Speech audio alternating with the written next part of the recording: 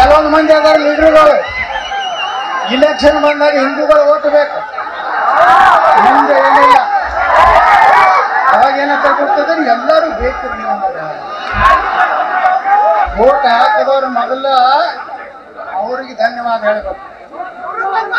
ಸಿದ್ದರಾಮಯ್ಯನವರು ಕರ್ನಾಟಕ ಮುಖ್ಯಮಂತ್ರಿ ವಿಧಾನಸಭೆದಾಗ ಕೇಳಿದ್ರು, ಏನ್ ಮಿಸ್ಟರ್ ಯತ್ನಾಳ್, ನೀನು ತಪ್ಪಿಗೆ ಹಾಕೊಂಡವ್ರು ಓಟ್ ಬೇಡ ಅಂದಿರ್ತಲ್ಲ.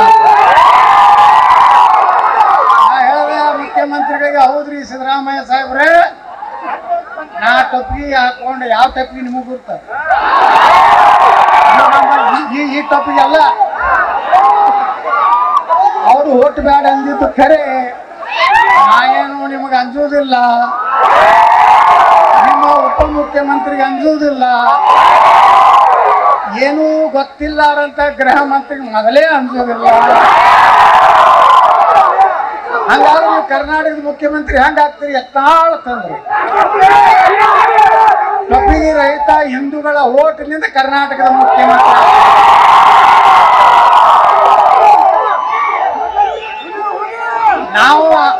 ನಾ ಈ ರಾಜ್ಯದ ಮುಖ್ಯಮಂತ್ರಿ ಆಗ್ಬೇಕನ್ನೋಂಥದ್ದು ಇಡೀ ಪ್ರತಿಯೊಂದು ಮನೆ ಸಹಿತ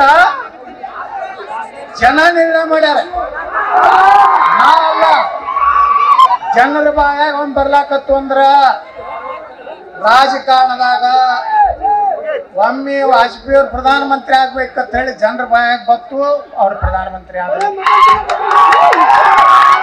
ನರೇಂದ್ರ ಮೋದಿ ಅವರು ಪ್ರಧಾನಮಂತ್ರಿ ಆಗ್ಬೇಕಂತ ಇಡೀ ದೇಶದ ಜನ ಅವರು ಪ್ರಧಾನಮಂತ್ರಿ ಆದರು. ನರೇಂದ್ರ ಮೋದಿ ಅವ್ರ ನಂತರ ಯಾರು ಪ್ರಧಾನಮಂತ್ರಿ ಆಗ್ಬೇಕು ಈಗಾಗಲೇ ಡಿಸೈಡ್ ಮಾಡಿ